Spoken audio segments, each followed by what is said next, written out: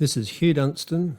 And this is Tim Roberts. We're here today to continue our journey about the important roles of high-demand amino acids that keep you active and healthy. And today we'll be looking at ornithine. Ornithine is an amino acid that the body can actually make, and it's an amino acid that is involved in certain cycles in the body and much less so involved in protein synthesis. Hugh, perhaps you can start by describing why we need this amino acid in the diet. Yeah, sure. So ornithine is an amino acid that is actually not present in proteins. It's not used to make proteins at all. It's a highly functional amino acid that has many very important roles. And it's these key roles that make it needed as a supplement, especially if we're highly active or perhaps chronically ill for a long time. It's actually very important to get a good source of ornithine. So looking at what ornithine does, as I mentioned, used in many aspects of metabolism in the body. The main one is for getting rid of waste nitrogen. Now, we don't really hear much about nitrogen on its own, but nitrogen's really an important element in the sense that there is a lot of cycling going on in the environment to be able to manage the formation of amino acids by bacteria initially, which then get into our food chain and lets us get the nitrogen in an acceptable form. The nitrogen gas in the air, N2, is something that we can't actually do much with, so we have to get the nitrogen in a usable form, and it's very important that we have this, otherwise we wouldn't be able to make the proteins and so forth. So when we're talking about this role of ornithine, one thing we have to consider is how the body manages to get rid of excess or waste nitrogen. Everybody knows, I think, that the waste form of, let's say, oxidation or burning of carbohydrate fuels is carbon dioxide, and we know that the hemoglobin can help remove the waste CO2 from the body. But what mechanism is there for removing waste nitrogen? Well, this is something called the urea cycle, and this is what happens when we urinate.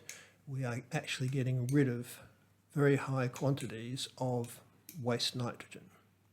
That's interesting, isn't it? And it takes us back to the basic biology of those nitrogen-fixing bacteria. So nitrogen is the major gas that we breathe in and out, and we all consider it to be something that is just there, a filler, if you like, for the oxygen that we really need. But once the bacteria fix the nitrogen, then it becomes like ammonia or an amino group. So just recapping a bit, amino acids then are this whole family of molecules that have nitrogen on one end and a carboxylic acid group on the other end. So all of the amino acids have an amino group, NH2, and a COOH group, as well as a side chain that makes each one unique. And so the amino acids have this nitrogen, and the nitrogen's really important. Just also looking at the biology, guano, if we look at how birds get rid of their nitrogen, they secrete it as a solid, I think. Guano is basically very concentrated urea, is that right, Hugh? Very good for fertilizer later on, because of course it's nitrogen that can be used by other organisms, yeah?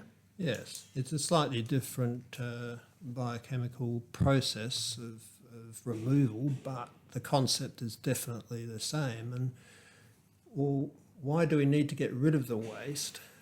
And how is the waste actually generated? Well, when we use amino acids for energy, basically the nitrogen group is taken away and the remaining carbon structure, as you described, is literally burnt for energy.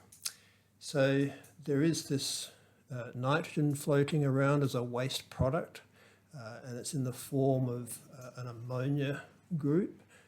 And free ammonia is actually very toxic. If this excretion system isn't working properly, then it can lead to very significant fatigue, and it is not helpful at all. So the body's developed this really clever system, as I mentioned, the urea cycle, and ornithine is used, if you like, as a primer for this cycle. This cycle is really important for generating another vital amino acid, arginine, and the ornithine can help the body balance the extraction of this waste product with the capacity to produce the arginine. So, very clever system. Ornithine, therefore, is the precursor of many very important biomolecules in the body. And the types of processes we're dealing with are those compounds or those metabolites that help regulate blood vessel dilation and blood pressure. It promotes the release of growth hormone and is very much involved in electrolyte balance. So why might we not be getting enough ornithine from the diet to match our requirements, Hugh? Well, as I said, we can make it, but because it's lost so much in sweat, it's one of the very high levels of loss in sweat. It has a role, the latest evidence is suggesting it has a role in resorption of sodium, as many of the other high demand amino acids, and it's lost also in high quantities in the urine. So when you couple the requirements of this amino acids for removal of toxic waste products, important precursors for molecules that control how you grow and your blood vessel operation, these are really important roles. When you couple those roles with the high rates of loss, it becomes important to consider this for supplementation. And if we look at the research papers on ornithine, what sort of benefits, what sort of studies have been carried out with ornithine, and what sort of benefits do you get from ornithine supplementation? There have been some studies published, and it's been shown that it can reduce fatigue.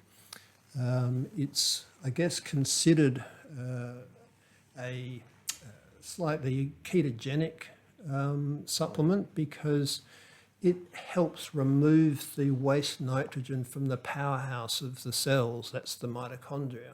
And so that lets energy production go efficiently. And so ornithine can increase the efficiency of energy consumption. It also, interestingly, has an effect of suppressing the appetite, and it can also help stimulate fat utilisation, again, by working through various processes in the mitochondria. Hugh, thanks for that. And you people out there, thanks for joining us today. We hope you've enjoyed learning about another one of our high demand amino acids, that is ornithine. Whilst we can't make our own ornithine, highly active humans or those with chronic health issues may not receive appropriate quantities of ornithine to meet the daily requirements. In our next podcast, we will introduce another of our high demand amino acids. The HDAA, including ornithine, have been blended in the appropriate quantities in our Optimate and Electrate products. You can learn more about HDAA by typing HDAA nutrients into your search engine. Remember, HDAA for active humans.